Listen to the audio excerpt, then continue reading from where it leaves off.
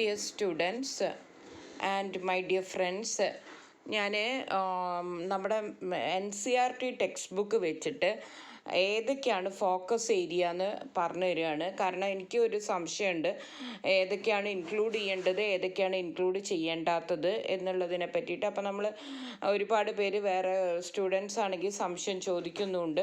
അപ്പം ഞാൻ ആ നമ്പർ വെച്ചിട്ട് ഇതിലൊരു പിന്നെ 1.1 1.2 എന്നൊക്കെ പറഞ്ഞിട്ടുള്ള നമ്പർ ഉണ്ട്, അത് വെച്ചിട്ട് നമ്മൾ നോക്കാം ഏതൊക്കെയാണ് നമുക്ക് വേണ്ടത്. ഇതാണ് മാക്രോ എക്കണോമിക്സിൽ ഫസ്റ്റ് ചാപ്റ്ററാണ്. അത് ഇൻട്രൊഡക്ഷൻ. ഇതൊന്നും ഇതായിട്ട് നമുക്ക് പറയുന്നില്ല. നമുക്ക് പറയുന്നത് ഫസ്റ്റ് ചാപ്റ്ററിൽ 1.1 എമർജൻസ് ഓഫ് മാക്രോ എക്കണോമിക്സ് മാത്രമാണ് നമ്മുടെ ഫോക്കസ് ഏരിയ ആയിട്ട് പറയുന്നത്. അപ്പം അത് വരുന്നത് ഇവിടെയാണ് 1.1 എമർജൻസ് ഓഫ് മാക്രോ എക്കണോമിക്സ്. അപ്പോൾ ഇത് ജോൺ മേനാർഡ് കെയ്ൻസും ഗ്രേറ്റ് ഡിപ്രഷനും ഒക്കെ അതിൽ വരുന്നുണ്ട്. അത് കഴിഞ്ഞ് 1.2 context of the present book, അതൊന്നുമില്ല. അപ്പോൾ ഇത്രയും വരെ ആയിരിക്കാം നമ്മുടെ ഫസ്റ്റ് ചാപ്റ്ററിലുള്ള മാക്രോ എക്കണോമിക്സിൻ്റെ ഫസ്റ്റ് ചാപ്റ്ററിലുള്ള പിന്നെ ഫോക്കസ് ഏരിയ. ഇനി നമ്മൾക്ക് സെക്കൻഡ് ചാപ്റ്ററിലേക്ക് കിടക്കാം. സെക്കൻഡ് ചാപ്റ്റർ എടുക്കുന്ന സമയത്ത്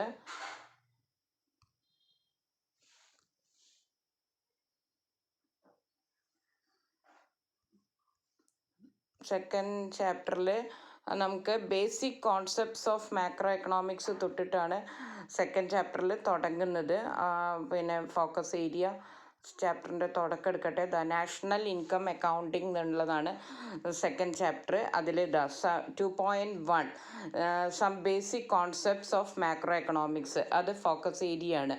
അപ്പോൾ അതിൽ ഇത്രയും ഭാഗങ്ങൾ മുഴുവൻ ആ ബേസിക് കോൺസെപ്റ്റ്സിൽ വരുന്നതാണ്.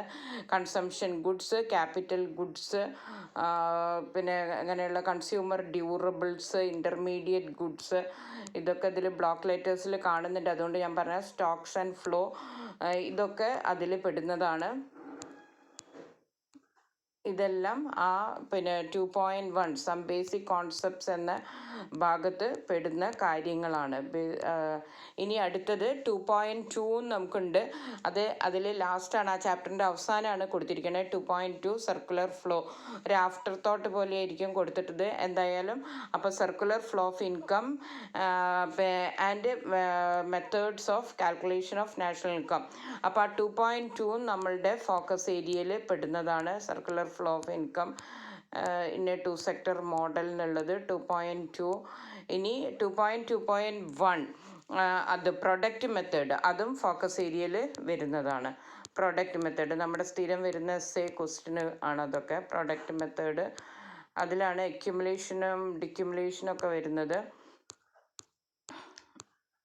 പിന്നെ 2.2 എക്സ്പെൻഡിച്ചർ മെത്തേഡ്, അതും ഫോക്കസ് ഏരിയയിൽ പെടുന്നതാണ്.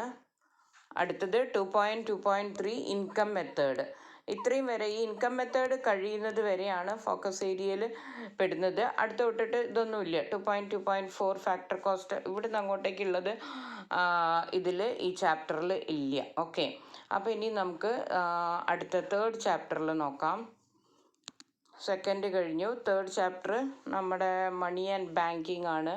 അപ്പോൾ മണി ആൻഡ് ബാങ്കിങ്ങിൽ ഫങ്ഷൻസ് ഓഫ് മണി തൊട്ടിട്ടാണ് ഫോക്കസ് ഏരിയയിൽ വരുന്നത്. Functions of money 3.1 functions of മണി.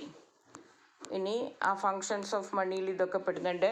അടുത്തത് 3.2 demand for money and supply of money, അത് ഫോക്കസ് ഏരിയ ആണ്. അതിൽ 3.2.1 ഡിമാൻഡ് ഫോർ മണി ഫോക്കസ് ഏരിയയിൽ പെടുന്നുണ്ട്. പിന്നെ 3.2.2 സപ്ലൈ ഓഫ് മണിയും ഫോക്കസ് ഏരിയയിൽ വരുന്നുണ്ട്. അപ്പോൾ ഈ സപ്ലൈ ഓഫ് മണിയിലാണ് നമ്മുടെ സെൻട്രൽ ബാങ്കും കമേഴ്ഷ്യൽ ബാങ്ക്സും ഒക്കെ വരുന്നത്. അപ്പോൾ അതും കൂടി ഉൾപ്പെടുത്തേണ്ടതാണെന്ന് എനിക്ക് സംശയം. കാരണം അതിന് വേറെ നമ്പർ കൊടുത്തിട്ടില്ല. അപ്പം അതും കൂടി വരേണ്ടതാണ് എന്ന് തോന്നുന്നു. 3.3 നമുക്കില്ല. Money creation by central bank, അത് അവിടുന്ന് അങ്ങോട്ടേക്ക് ഇല്ല. ഇത്രയാണ്. അപ്പം മണി ആൻഡ് ബാങ്കിങ്ങിൽ ഫങ്ഷൻസ് ഓഫ് മണി 3.1 ആണ്. 3.2 demand for money and supply of money. പിന്നെ 3.2.1 demand for money, 3.2.2 supply of money.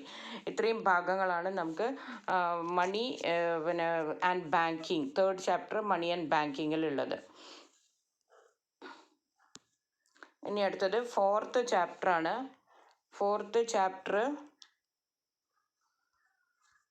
Fourth ചാപ്റ്ററിൽ aggregate demand and its components തൊട്ടിട്ടാണ് നമ്മുടെ determination of income and employment ആണ് പിന്നെ ചാപ്റ്റർ. അതിൽ നമ്മൾക്ക് സ്റ്റാർട്ട് ചെയ്യുന്നത് 4.1 aggregate demand and its components. ഇതാ ഈ ഭാഗം അതിൽ വരുന്നുണ്ട്. Aggregate demand X and ex post ഒക്കെ വരുന്നുണ്ട്. അത് കഴിഞ്ഞ് 4.1.1 കൺസംഷൻ, അത് നമ്മുടെ ഫോക്കസ് ഏരിയ ആണ്. അതിലാണ് MPC MPS അങ്ങനെയുള്ള കാര്യങ്ങളും ഒക്കെ വരുന്നത്. പിന്നെ ഇതൊക്കെ അതിൽ വരുന്നത്. അടുത്തത് 4.1.2 ഇൻവെസ്റ്റ്മെൻറ്റ് ഫോക്കസ് ഏരിയ ആണ്. പിന്നെ 4.2 determination of income in 2 sector model, ഇതും നമ്മുടെ ഫോക്കസ് ഏരിയയിൽ വരുന്നതാണ്. ഇത്രയാണ് ഇവിടം വരെ. അടുത്തത് 4.3 ഇല്ല. അപ്പോൾ ഇതുവരെയാണ് നമ്മുടെ ഫോക്കസ് ഏരിയയിൽ കാണുന്നത്. അപ്പോൾ ഇതൊക്കെ തന്നെയല്ലേ എന്നുള്ളത് ടീച്ചേഴ്സ് ഇത് കാണുകയാണെങ്കിൽ ഇതിലെന്തെങ്കിലും വ്യത്യാസം വരുന്നുണ്ട്, ഇതൊന്നും നമ്മുടെ ഫോക്കസ് ഏരിയയിൽ പെടുന്നില്ല തന്നിരിക്കുന്ന. അപ്പോൾ അതിലെന്തെങ്കിലും മാറ്റം ഉണ്ടോ എന്ന്.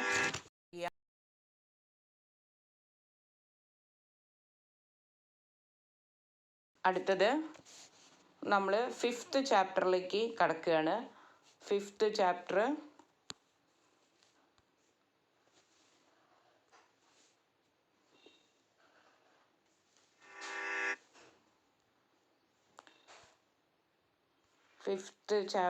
ഫിഫ്ത്ത് ചാപ്റ്ററിൽ ഗവൺമെൻറ് ബഡ്ജറ്റ് ആൻഡ് ഇക്കോണമി എന്നുള്ളതാണ് 5th ചാപ്റ്ററിൽ.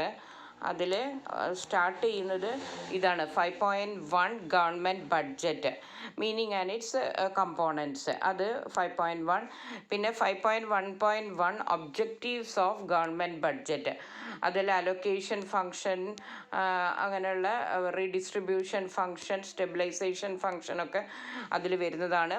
അടുത്തത് 5.1.2 ക്ലാസിഫിക്കേഷൻ ഓഫ് റിസീറ്റ്സ്, അതിൽ റവന്യൂ റിസീറ്റ്സും ക്യാപിറ്റൽ റിസീറ്റ്സും പിന്നെ അതിന് ഒരു ഫ്ലോ ചാർട്ടൊക്കെ അതൊക്കെ അതിൽ വരുന്നതാണ്. അടുത്ത 5.1.3 ക്ലാസിഫിക്കേഷൻ ഓഫ് എക്സ്പെൻഡിച്ചർ, അതിൽ റവന്യൂ എക്സ്പെൻഡിച്ചറും പിന്നെ ക്യാപിറ്റൽ എക്സ്പെൻഡിച്ചറും ഒക്കെ അതിൽ വരുന്നുണ്ട്.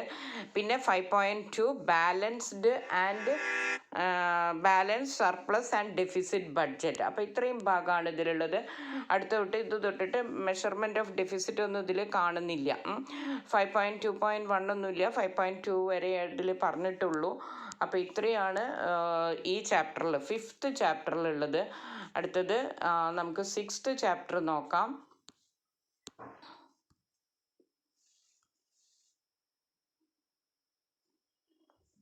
6th ചാപ്റ്റർ ലാസ്റ്റ് ചാപ്റ്ററാണ് കേട്ടോ. മാക്രോ എക്കണോമിക്സിലുള്ള ലാസ്റ്റ് ചാപ്റ്ററാണ് 6th chapter. Balance open economy പിന്നെ മാക്രോ എക്കണോമിക്സ് എന്നുള്ളതാണ്. അതിൽ നമുക്ക് സ്റ്റാർട്ട് ചെയ്യുന്നത്, നമുക്ക് തുടങ്ങുന്നത് 6.1 ബാലൻസ് ഓഫ് പേയ്മെൻറ്റ് എന്നുള്ള അത് ഉണ്ട്. അതിൽ 6.1.1 കറണ്ട് അക്കൗണ്ട്, ഇതും ഫോക്കസ് ഏരിയ, ഇത് രണ്ടും ഇത് ഫോക്കസ് ഏരിയ ആണ്. പിന്നെ ആ കറണ്ട് അക്കൗണ്ടിൽ വരുന്നത് അതിൻ്റെ കമ്പോണൻസ് ഓഫ് കറണ്ട് അക്കൗണ്ട് ഒക്കെ പഠിക്കാനുണ്ട്. പിന്നെ ബാലൻസ് ഓഫ് ട്രേഡ് അതിൽ വരുന്നതാണ്. പിന്നെ ഉള്ളത് ക്യാപിറ്റൽ അക്കൗണ്ട് 6.1.2 ക്യാപിറ്റൽ അക്കൗണ്ട്, അതിൻ്റെ കമ്പോണൻസ്, ക്യാപിറ്റൽ അക്കൗണ്ടിൻ്റെ components, balance on capital account. ഇതുവരെ 6.1.3 ഇല്ല എന്നാണ് പറയുന്നത്. അപ്പോൾ ഇത്രയാണ് ഫോക്കസ് ഏരിയ ആയിട്ട് നമുക്ക് മാക്രോ എക്കണോമിക്സിൽ ഞാൻ NCERT വെച്ചിട്ട് നോക്കിയതാണ്. ഒരുപാട് കുട്ടികൾ അത് സംശയം ചോദിക്കുന്നുണ്ട്, ഏതൊക്കെയാണ് വരുന്നത്, ഇന്നതുണ്ടോ ഇന്നതില്ലേ എന്നൊക്കെ ഉള്ളത് ചോദിക്കുന്നുണ്ട്. അപ്പോൾ ഇത്രയാണ് ഫോക്കസ് ഏരിയയിൽ കൊടുത്തിരിക്കുന്നത്. ഓക്കെ.